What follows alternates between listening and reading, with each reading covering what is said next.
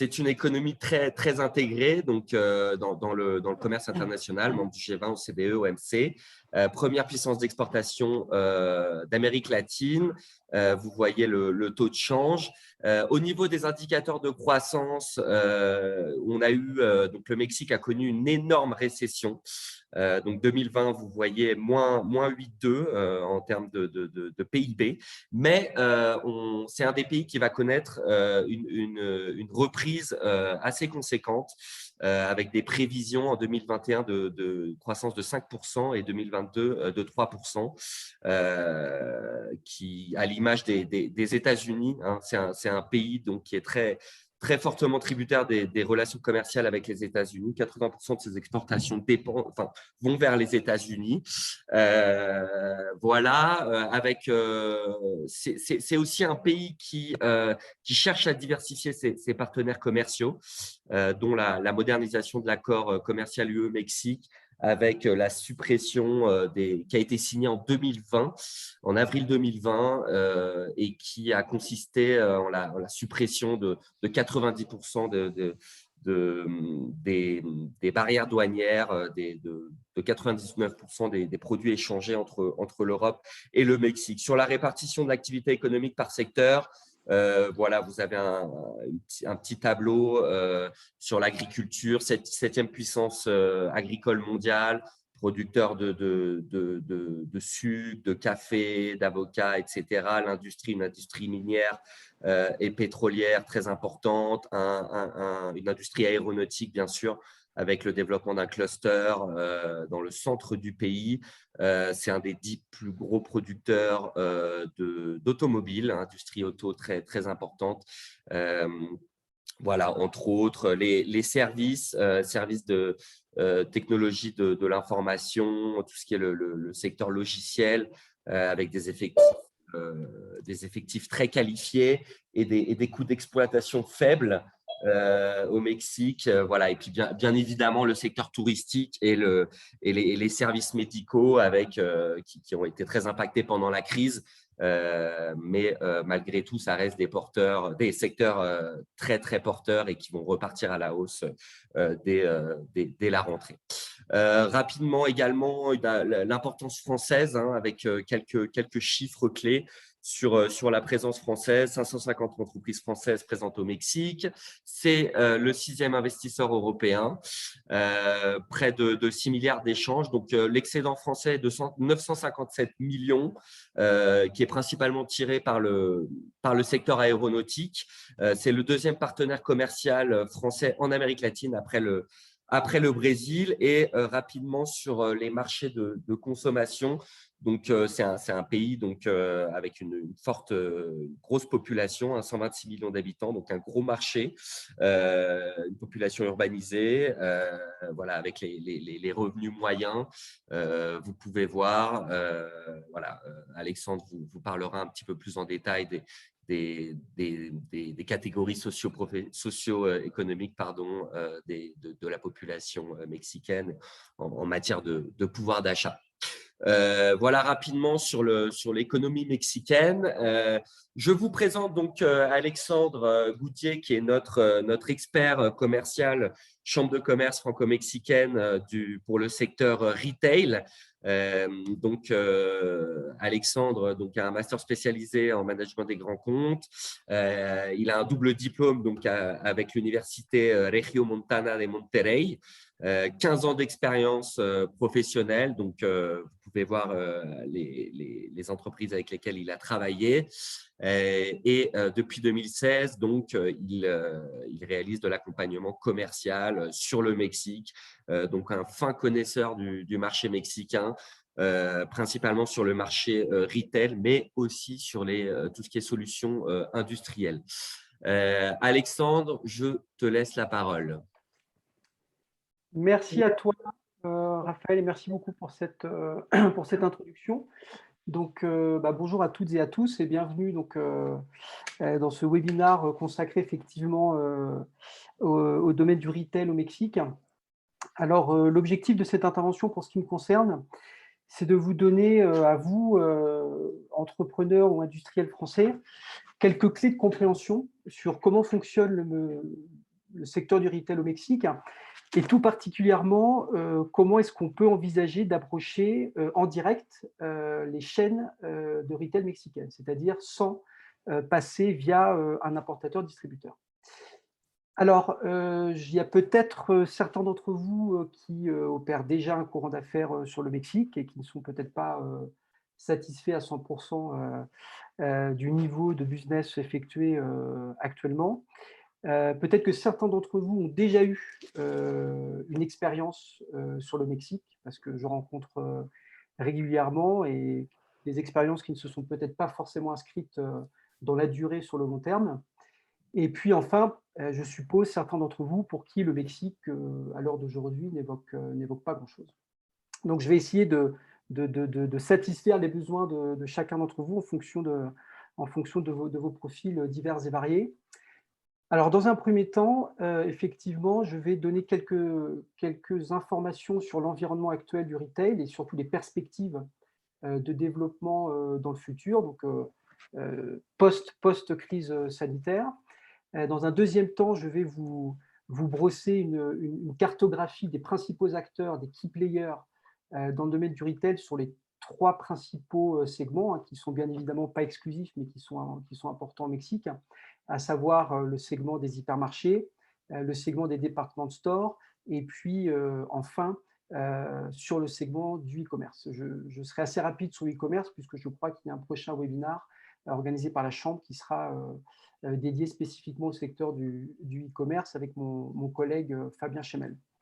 Et enfin, je me permettrai de formuler quelques conseils, enfin quelques grands principes de mon expérience vécue pour mettre en œuvre une stratégie commerciale efficace pour pouvoir vendre en direct aux grandes chaînes mexicaines. Et tu peux passer à la slide suivante, si tu veux, Raphaël.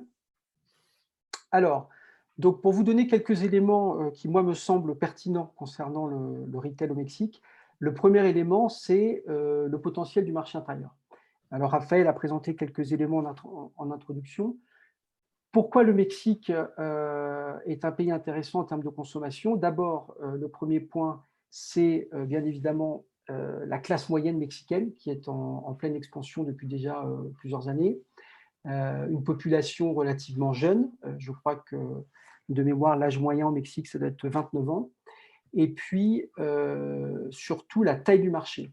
La taille du marché, donc le Mexique, c'est 2 fois la population de la France et c'est 4 fois la superficie de la France. Donc tout ça démontre le potentiel que représente le marché intérieur mexicain.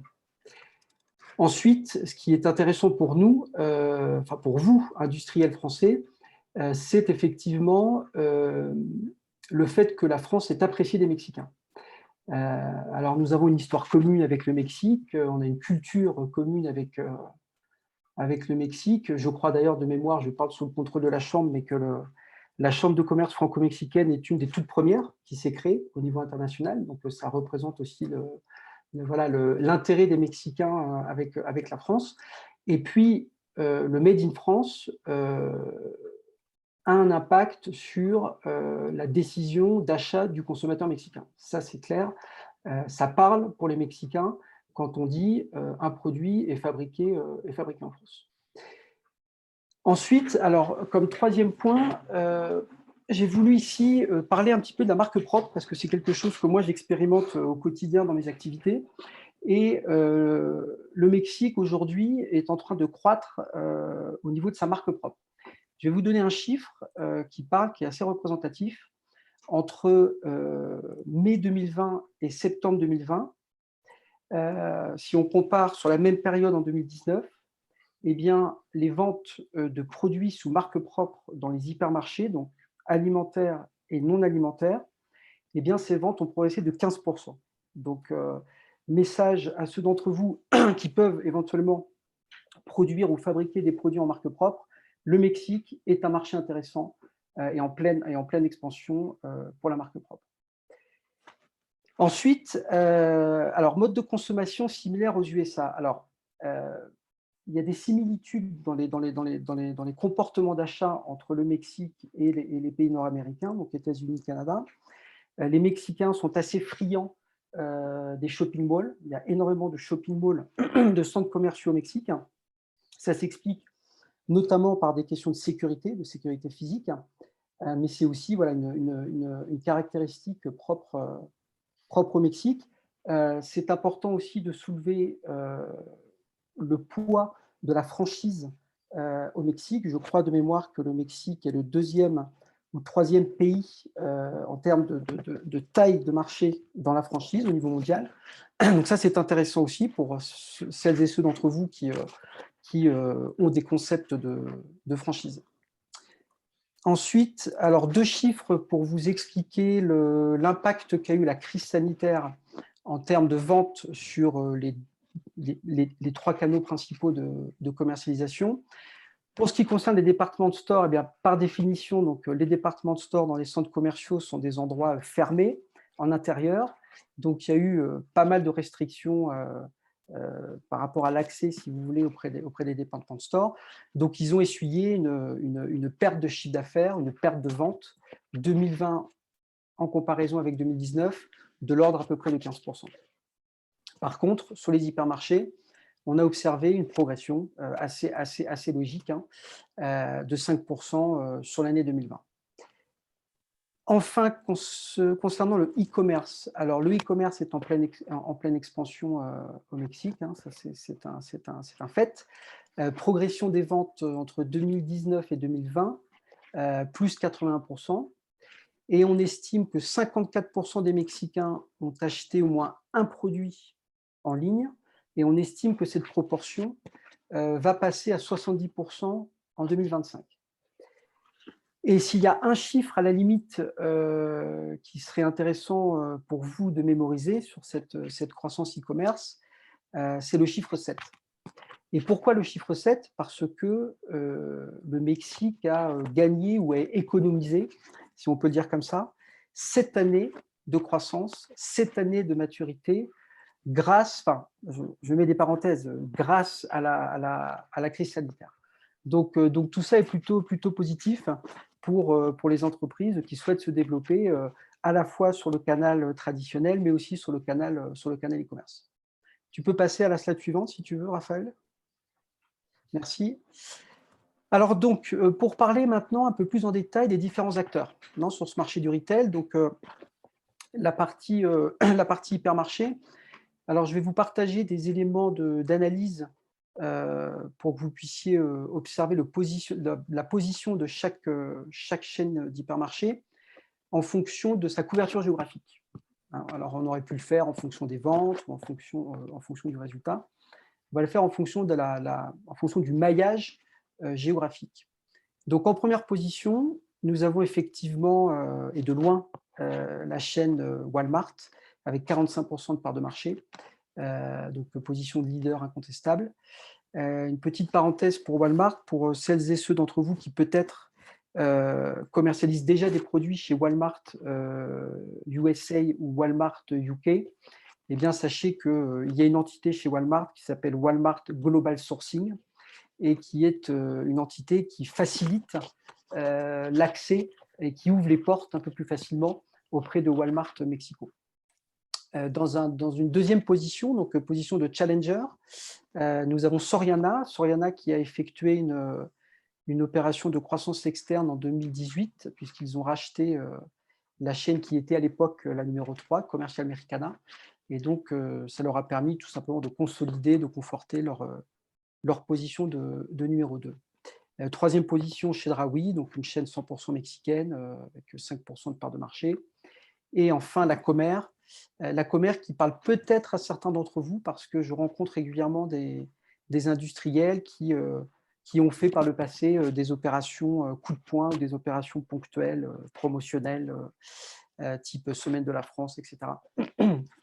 à la Comer. Et la Comer, c'est intéressant parce que c'est par définition la chaîne d'hypermarché premium haut de gamme au Mexique. Donc, et ils ont notamment une entité dédiée spécifiquement pour l'importation de produits européens. C'est une entité qui s'appelle Districomex. Donc, ils ont cette culture de l'importation Et aussi, sachez que la Comer, si on regarde, on analyse de plus près les résultats financiers de ces différentes chaînes, eh bien l'année dernière, ce sont eux qui, de loin, ont eu les meilleurs résultats en termes de rentabilité. Pas en termes de chiffre d'affaires, mais en termes de rentabilité. Donc c'est une chaîne qui se porte plutôt pas mal. Donc, AL4, ces chaînes d'hypermarchés représentent plus de 65% du maillage territorial des hypermarchés au Mexique. Et on a en complément à ces quatre grands leaders, on a des chaînes régionales, essentiellement dans le nord du Mexique. On peut citer des chaînes comme H-E-B, par exemple, qui peuvent aussi faire de l'importation directe. Ils importent beaucoup de puriculture, par exemple, ou de jouets en direct. Casaley, voilà, est une autre chaîne du nord du Mexique. Donc, chacune d'entre elles opère différents formats de magasins. Ça va de la grande surface, du grande surface hypermarché, en passant par la supérette de proximité, les magasins de membership. Alors, on les connaît pas trop en France encore, mais type Costco, Sam's, etc. Et puis enfin, le hard discount, équivalent français, Lidl, Aldi, etc. Voilà. Tu peux passer à la suivante si tu veux, Raphaël. Alors, pour ce qui concerne les départements stores, donc comme je l'ai expliqué en introduction, le Mexique est un marché de shopping mall et donc naturellement et en conséquence de département store. Donc, quand on parle de département store, on parle de magasins type Printemps, Galeries Lafayette, BHV, Corte Inglés pour l'Espagne, etc. Donc, si on regarde un petit peu ce qui se passe par type de positionnement sur le marché, donc si on prend la classe moyenne qui représente le plus gros volume, la masse mexicaine, on a en numéro 1 Liverpool. Je crois que certains d'entre vous, en ayant regardé rapidement hier le profil de notre audience, sont dans le domaine de la cosmétique, donc ça peut vous intéresser. Liverpool est la première chaîne de département store au Mexique, avec une puissance de frappe impressionnante, 123 points de vente au Mexique. Et récemment, via un rachat externe qui a été opéré, 157 magasins Suburbia. Donc Suburbia, c'est tout ce qui est mode femme, mode enfant, accessoires de voyage, etc. Et eux, pour le coup, ils ont réellement une capacité d'importation en direct, de vous acheter des conteneurs en direct sans aucun problème. Et ça fait partie clairement de leur stratégie, une culture française, puisque Liverpool, à l'origine, s'appelait Fábricas de Francia. Et il y a des Français, donc le fondateur à l'origine est un Français. Je crois que la famille Guichard est toujours actionnaire de Liverpool. Donc il y a cette culture quand même francophone qui est assez intéressante. Ensuite, on a Sears, je vais passer rapidement. Donc Sears, c'est 75 magasins. Alors, ils ne sont pas en Chapter 11, comme ça a été le cas aux États-Unis, puisqu'ils appartiennent à la première fortune mexicaine, Carlos Slim. C'est un modèle assez traditionnel, assez conservateur, qui est plutôt pour moi, je considère, en perte de vitesse, qui se renouvelle pas suffisamment et qui fait au final très peu d'imports en direct, donc peu d'intérêt pour vous autres industriels français. Ensuite, pour la classe aisée, donc le haut du panier, nous avons donc Palacio de Hierro avec 14 magasins. Et chez Palacio de Hierro, nous sommes vraiment dans le concept du shop-in-shop, du corner, avec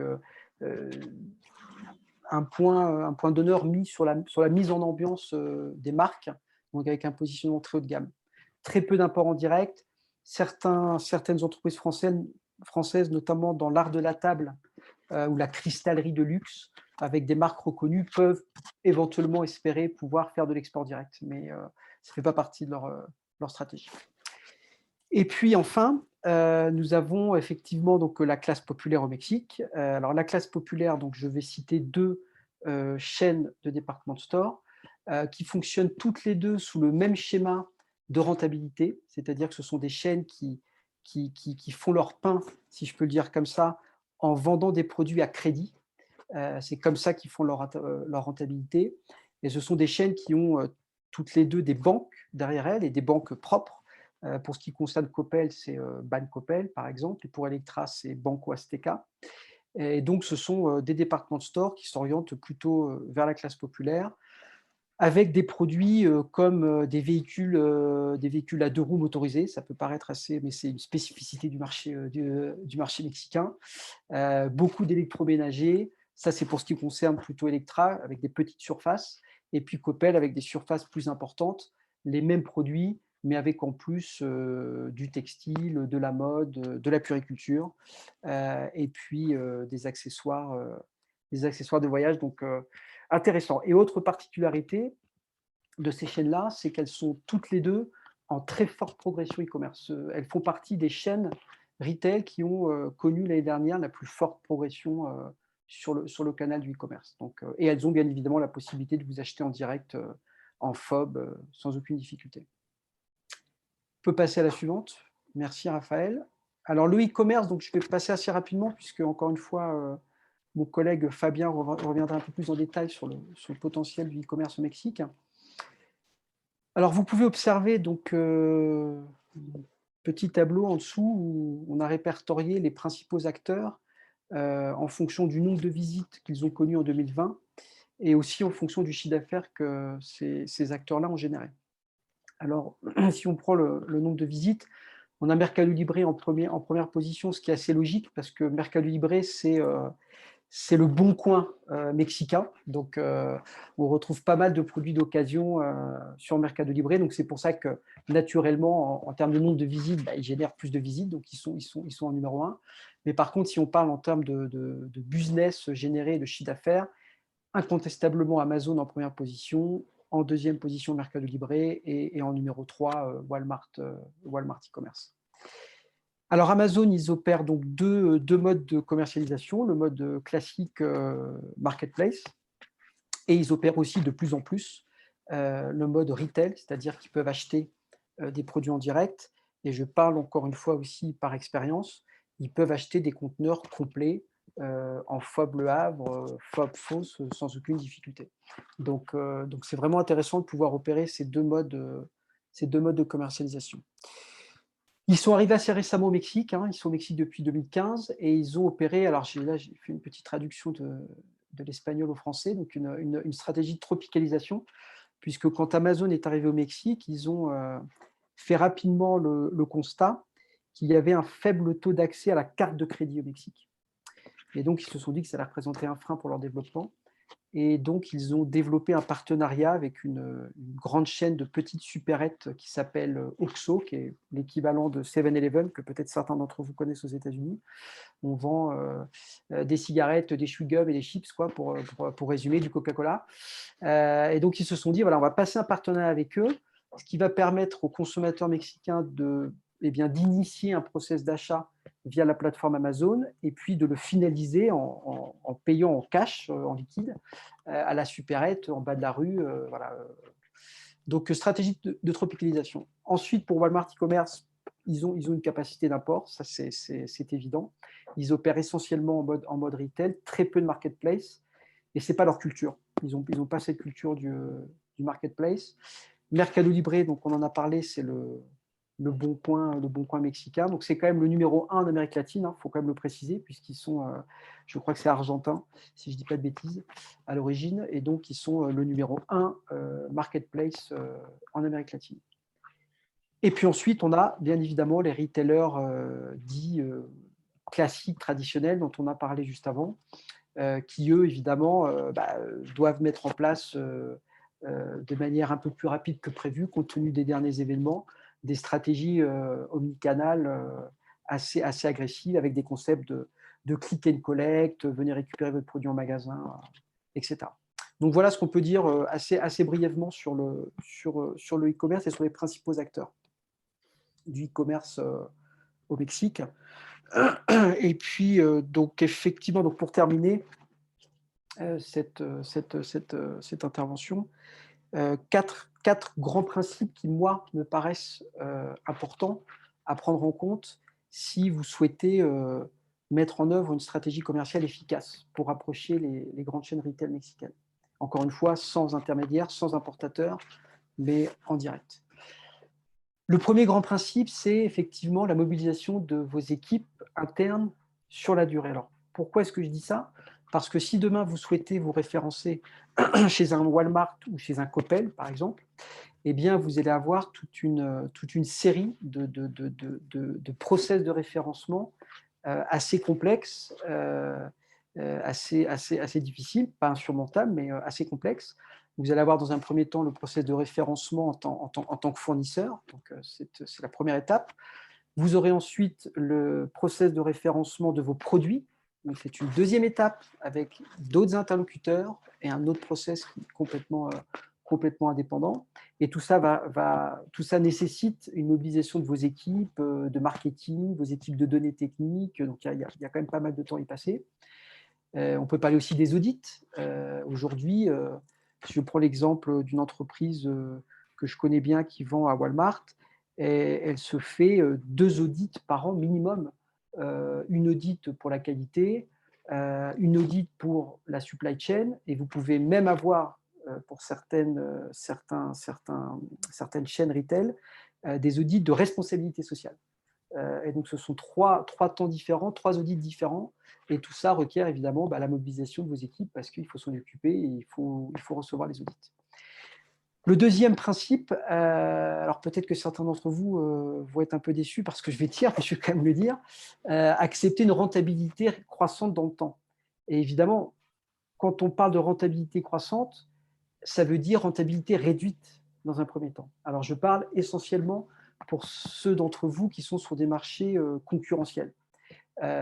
Si vous voulez rentrer chez un Walmart, chez un Liverpool, chez un Coppel, il est bien évident que vous ne pourrez pas générer les mêmes marges que si vous vendiez en direct en Espagne, en Italie, en Allemagne.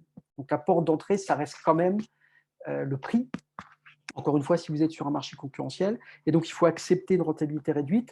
Et cette rentabilité, elle peut et elle doit progresser dans le futur. Et c'est possible de regagner des points de rentabilité et de regagner des points de marge dans le futur. Et même chez un Walmart, et je parle en expérience, on peut augmenter des prix chez un Walmart sans aucune difficulté. Mais dans un premier temps, la clé d'entrée, ça reste quand même le prix.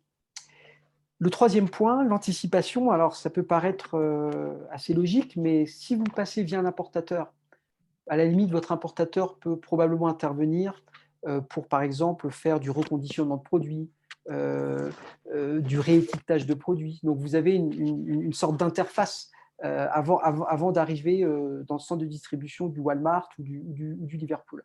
Si vous êtes en direct, vous n'avez pas ça. Donc, il faut anticiper.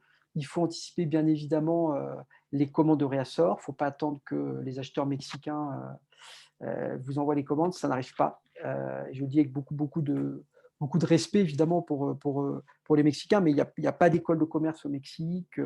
Donc, les acheteurs apprennent sur le tas avec leur expérience professionnelle et donc n'ont pas forcément tous les outils sur lesquels vous, industriels français, vous pouvez être, je dirais, habitués à travailler en France. Donc, il faut exercer une pression positive en permanence sur les acheteurs mexicains pour anticiper les bons de commande. Et puis, vous, de votre côté, anticiper votre propre production, votre logistique et aussi la logistique de vos clients. Et je peux vous dire que la logistique, les délais de logistique peuvent varier d'un client à un autre. Et pourtant, la distance est la même. Il y a 12 000 km entre la France et le Mexique pour tous les retailers mexicains.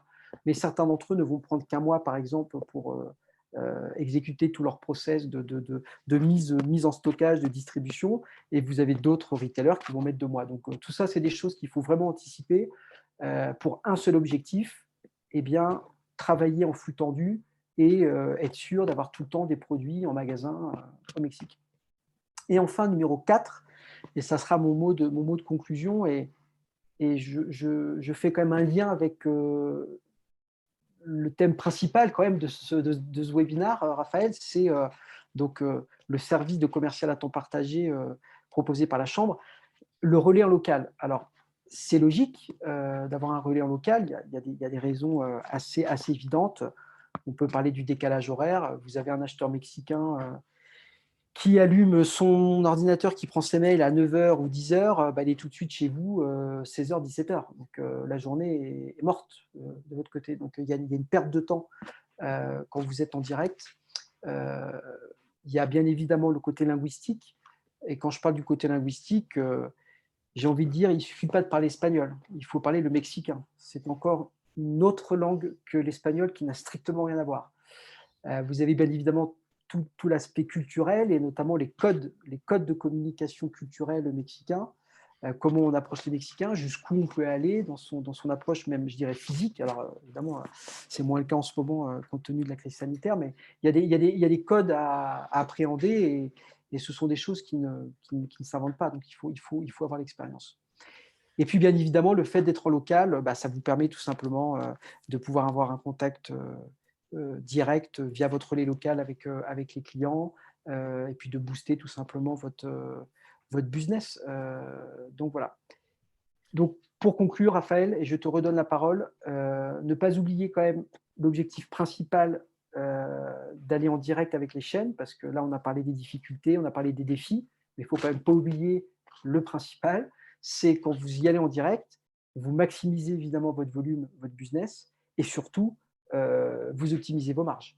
Donc c'est quand même ça l'intérêt de ne pas passer par un importateur et d'aller en direct. Voilà. Eh ben, écoute, c'est bon pour moi, Raphaël, donc je te redonne la parole. Merci beaucoup, Alexandre. Pour ceux qui viennent de se connecter, on va réaliser une session de questions et réponses, hein. Vous pourrez poser vos questions à Alexandre directement. Ensuite, on a la chance de recevoir Rémi Martini, de nous témoigner, de nous donner un témoignage sur le secteur. Et puis, Rémi a créé Artemio, donc c'est le founder, le directeur général sur le secteur retail et luxe plus particulièrement. Merci beaucoup, Rémi, pour ta présence. On t'écoute. Merci, Rémi. Merci à toi. Vous m'entendez bien? Super. Ok. Tu me fais signe si je parle trop parce que j'ai tendance à parfois Tu m'étendre. as 10 petites minutes. 10 petites minutes. En bref, moi, je suis arrivé au Mexique il y a 6 ans. J'ai fait ma carrière chez L'Oréal et je suis arrivé au Mexique avec un concurrent de L'Oréal qui s'appelle Coty, donc une expérience surtout dans les cosmétiques. Je me suis ensuite occupé d'une marque qui s'appelle Mustela pour l'Amérique latine. Et je pense que c'est intéressant l'exemple de Mustela que je vais prendre. Ensuite, il se trouve que j'ai quitté le monde corporate pour créer plusieurs boîtes, dont une boîte actuelle qui s'appelle Artemio. En quelques mois, Artemio, on a repris la manufacture de cuir qui avait été créée par Cartier en 78 au Mexique, qui a été vendue par le groupe Richemont dans les années 2000 et qui ensuite est passée par différents repreneurs, tout et qui, au final, depuis 2015 était en difficulté, 2020 en crise avec le Covid. Et j'ai repris cette boîte et on a créé un Fashion Product Studio où concrètement, en parallèle de produire des sacs de savoir produire des sacs de luxe, on crée et on opère des marques avec des talents digitaux qui ont des communautés et des audiences fortes.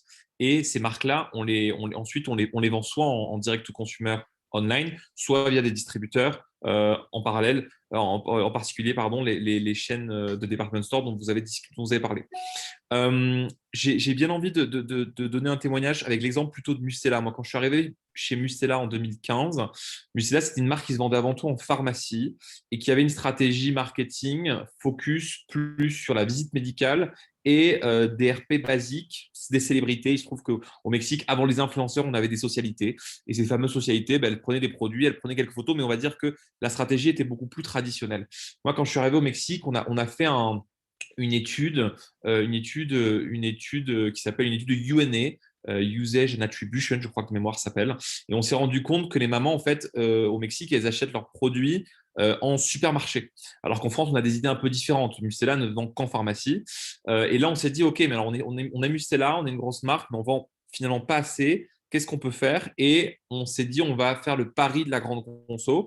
Et on a travaillé pour faire rentrer Mustela chez Walmart, qui était un challenge. C'était la première fois, le premier pays au monde qui prenait une marque de dermocosmétique qui est faite pour la pharmacie pour la vendre en supermarché. Pour vous donner une idée, en 3 ans, on a dupliqué les ventes et on est passé d'une marque qui vendait 5 à 6 millions d'euros à une marque, quand je suis parti, qui vendait près de 12 millions d'euros grâce en particulier à Walmart. Et ensuite, alors à ce moment-là, le e-commerce était beaucoup moins développé. Il est vrai que le Covid a permis une croissance exponentielle. Quand je suis parti, c'est vrai que Amazon déjà était un gros client. Aujourd'hui, Amazon pour Mustela est un énorme client qui petit à petit concurrence nos clients traditionnels, dans ce cas-là Walmart. Pourquoi je prends cet exemple? Parce que je pense qu'il est important quand on veut lancer n'importe quel projet au Mexique, se rendre compte de la réalité aussi des usages. Parfois, on a des idées européennes de comment va être utilisé un produit et dans quel canal je vais le vendre. Ce n'est pas forcément le cas dans un pays comme le Mexique. Donc déjà, ma recommandation, c'est prendre le temps de faire de la co-création ou de faire du market research avec notre conso final, que ce soit un conso B2B ou B2C. Ensuite, aujourd'hui, il y a une opportunité qui est forte au Mexique, c'est le e-commerce. Et je pense qu'en effet, en parallèle de ce que disait l'expert, rentrer dans une grande chaîne, ça prend beaucoup de temps. Et on va dire qu'il est difficile, je pense, de rentrer au Mexique aujourd'hui chez un Walmart sans avoir déjà une présence e-commerce et sans avoir à côté de ça sans avoir généré un intérêt au sein du consommateur final. Donc, pour résumer, si aujourd'hui je devais lancer n'importe quel produit, je pense que je me focaliserais sur l'e-commerce. Je pense qu'il est plus facile de rentrer chez Amazon et de négocier un brand store sur Amazon. Tout en parallèle aussi, il n'y a pas que Amazon. Moi, je pense que le Mexique, c'est un pays, un marché intéressant. On n'a pas forcément parlé, mais c'est un marché intéressant du last mile. C'est quoi le last mile? C'est de la livraison en 30 minutes. Aujourd'hui, il y a des acteurs comme Rappi ou comme Corner Shop qui, un peu comme Deliveroo en France, connectent et interagissent avec des millions de Mexicains tous les jours. Donc, en bref, si je devais lancer une marque, je me focaliserais sur une stratégie direct au consumer via du e-commerce et via des marketplaces, tout en parallèle, en ayant éventuellement une stratégie de la smile si mon produit est un produit de rotation forte. Typiquement, dans le cas d'un produit pour bébé, aujourd'hui, un produit pour bébé, on a besoin parfois d'urgence pour une crème change, par exemple, parce que l'enfant a une dermatitis de change. Donc, je travaille sur ça parce que je pense que travailler quelques mois ou un an sur une stratégie e-commerce direct au consumer, c'est la meilleure arme pour ensuite aller voir Walmart et dire voilà, on a de l'attraction, on a une audience et nos produits déjà se vendent en D2C. Et là, je trouve que c'est un moyen de gagner des mois et des mois de négociations avec Walmart ou avec toute chaîne de département de store si votre produit est plus luxe ou avec un Coppel si votre produit est plus accessible en prix. Donc voilà, c'est un peu ma conclusion. Je ne sais pas si j'ai parlé trop ou pas assez, mais c'est un peu le message que je voulais passer. Super, un grand merci, Rémi. Il y aura peut-être des questions par la Avec suite. plaisir. Voilà, pour continuer, je voulais vous présenter donc au travers de nos services de la Chambre, donc notre nouveau programme commercial à temps partagé, puisque ce webinaire s'inscrit à travers ce programme. En quoi consiste ce programme? Donc, ce programme permet d'externaliser votre force de vente à l'étranger en mettant à disposition un commercial expérimenté basé localement. Les services, donc les prestations de ce commercial sont les suivantes, hein, les étapes classiques de l'accompagnement commercial, on va dire, de la prospection, ciblage, qualification, rencontre prospect, l'interface commerciale avec la gestion et le suivi des commandes, assistance logistique, etc. Et enfin, la promotion de vos services ou produits. Quel est le profil de ces commerciaux à temps partagé? Donc, ce sont des business développeurs seniors qui ont au moins 5 ans d'expérience dans la vente et dans la prospection commerciale, à l'image de Alexandre Goudier qui fait partie de notre pool d'experts commerciaux ici sur le retail.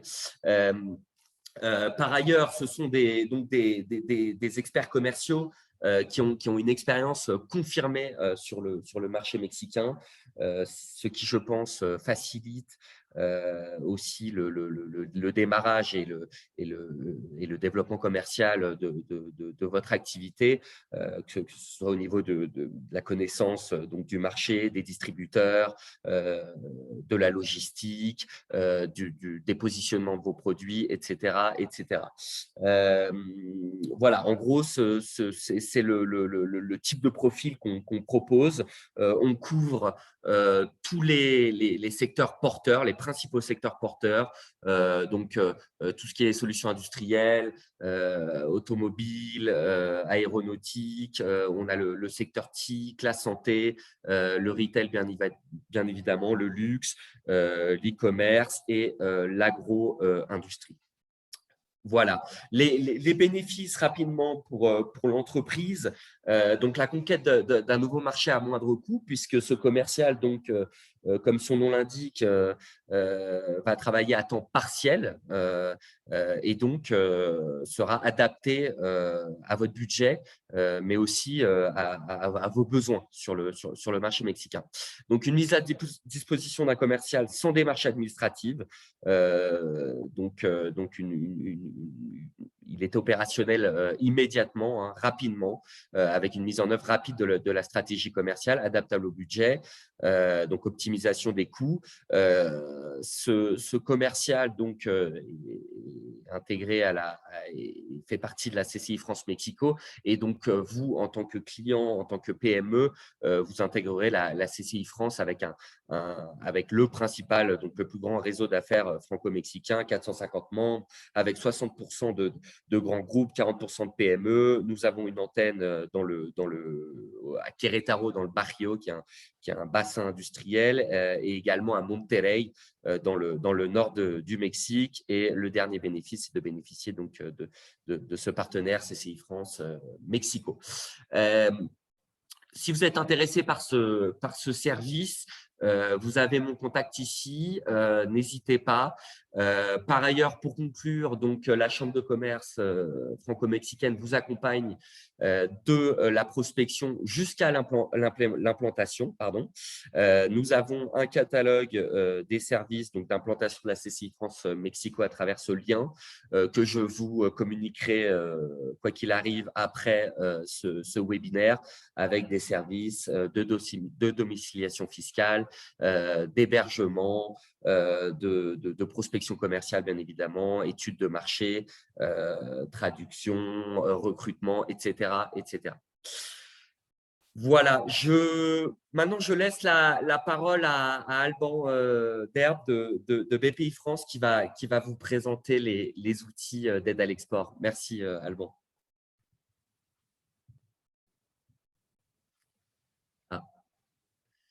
Est-ce qu'Alban est avec nous? Bonjour à tous, c'est mieux en activant le son. Merci Raphaël. Alban Derbes, je suis responsable des activités de BPI France sur l'Amérique latine et les Caraïbes.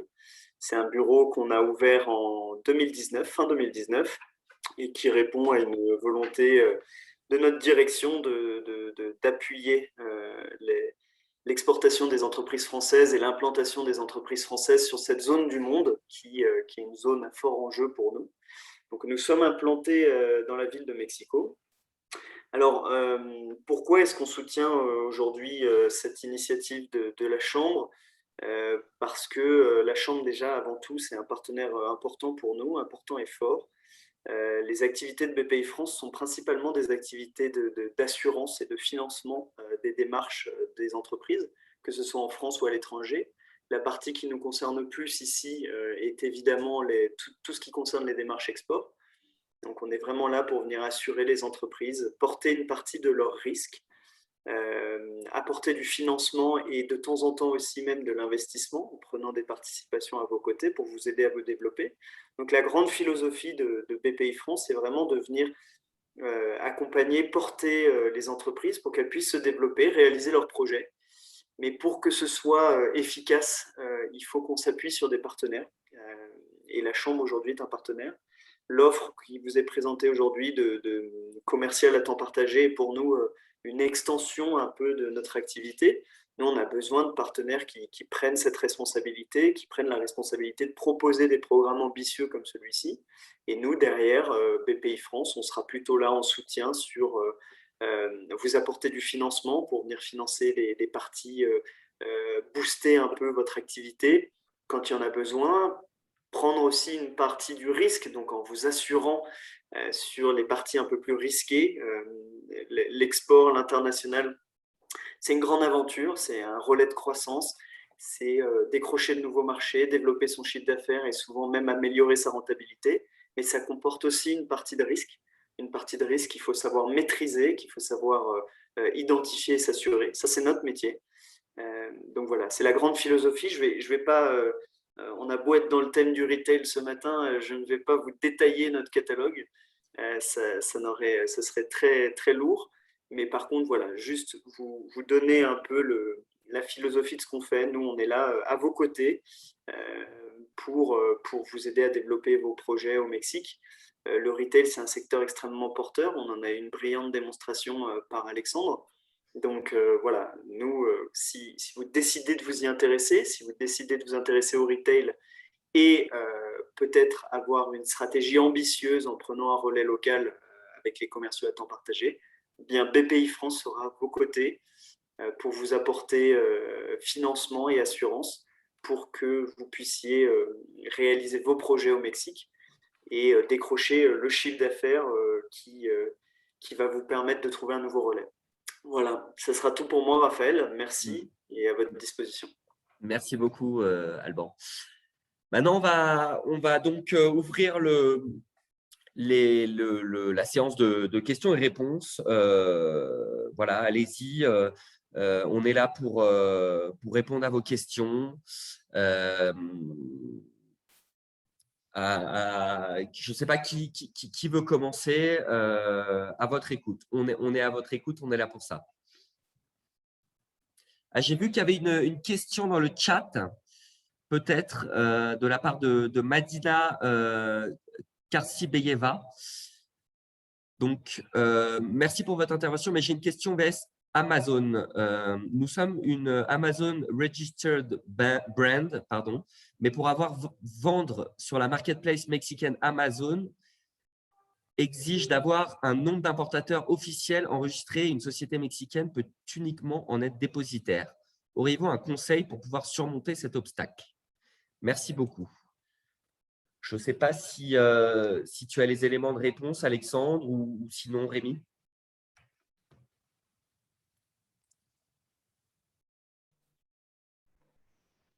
Je pense que Rémi est peut-être plus expert sur cette partie-là.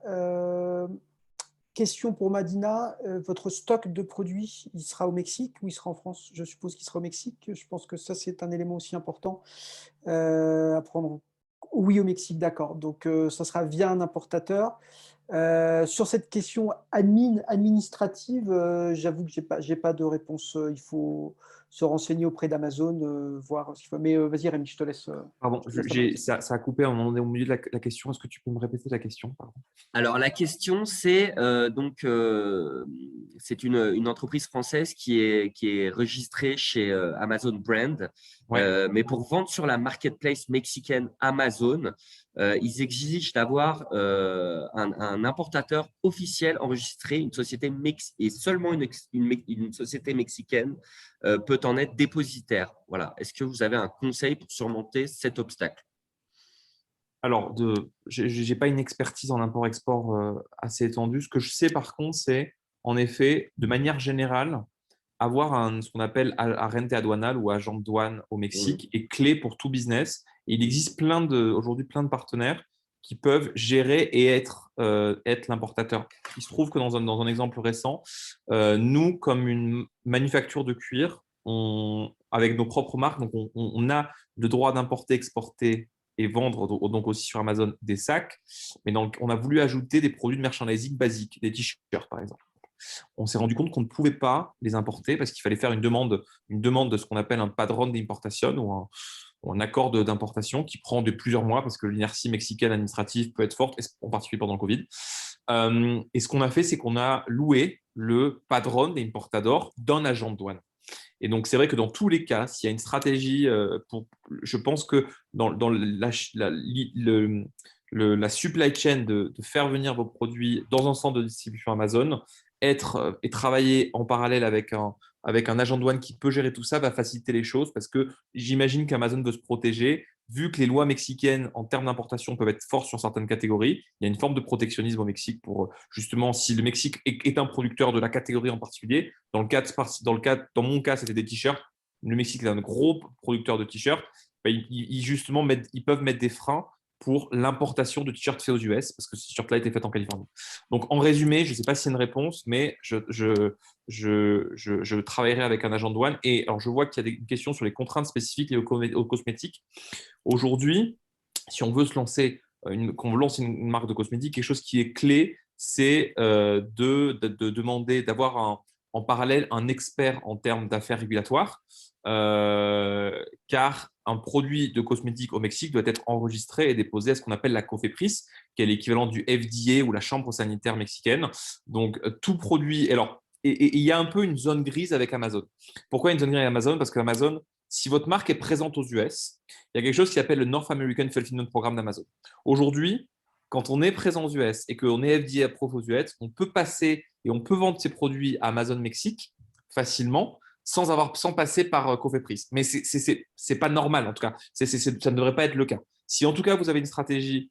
si vous êtes sur, OK, donc vous êtes sur Amazon North America, dans ce cas, je vous recommande de parler avec votre CAM Amazon si vous en avez un. Je ne sais pas si vous êtes Vendor Central ou Seller Central en fonction de ça, mais si vous êtes un key partenaire d'Amazon, seller, OK, et vous avez un contact, il y a quelqu'un qui gère votre compte ou vous êtes uniquement vous êtes en self-service à 100% ou est-ce que vous avez pas de contact aux US? OK.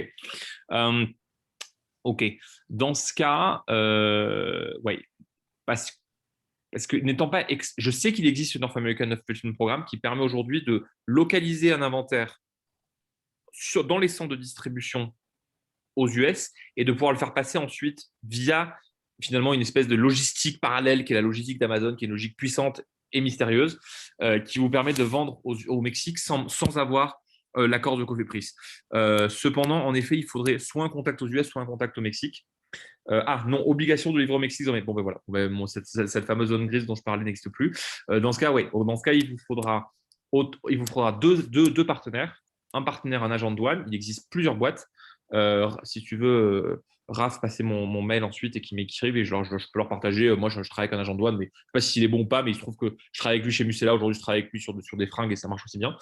Et aussi avoir un expert local en affaires régulatoires qui pourra déposer, parce que pour le coup, il faut…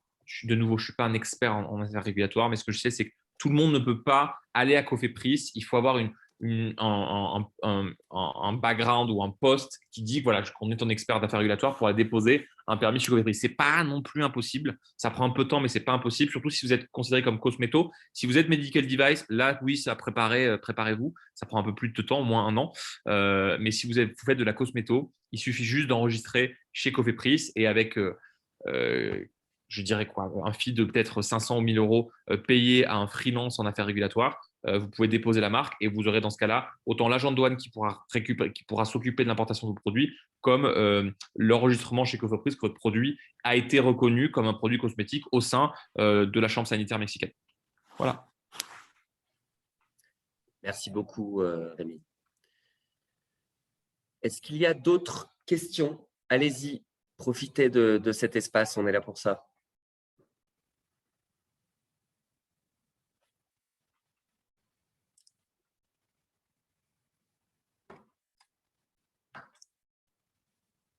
Pas de questions additionnelles?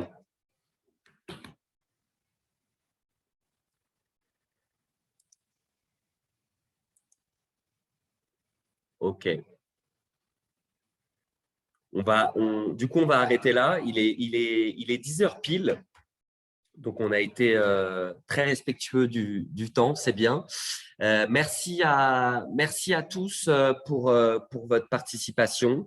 La semaine prochaine, donc jeudi prochain, on réalisera un webinaire sur le même format lié sur le secteur e-commerce. Voilà, je voulais remercier notre commercial expert Alexandre Goudier. Un grand merci à Rémi Martini pour son témoignage et son expertise. Bien évidemment, merci à Alban Derme, notre partenaire sur ce programme de commercial à temps partagé. Je vous souhaite une excellente soirée aux Français qui se sont connectés. Et bien évidemment, je vous communiquerai la présentation avec bien sûr notre catalogue de services. N'hésitez pas à entrer en contact avec moi, raphaël.muel@cfmci.com. Merci beaucoup à tous. Au revoir et prenez soin de vous.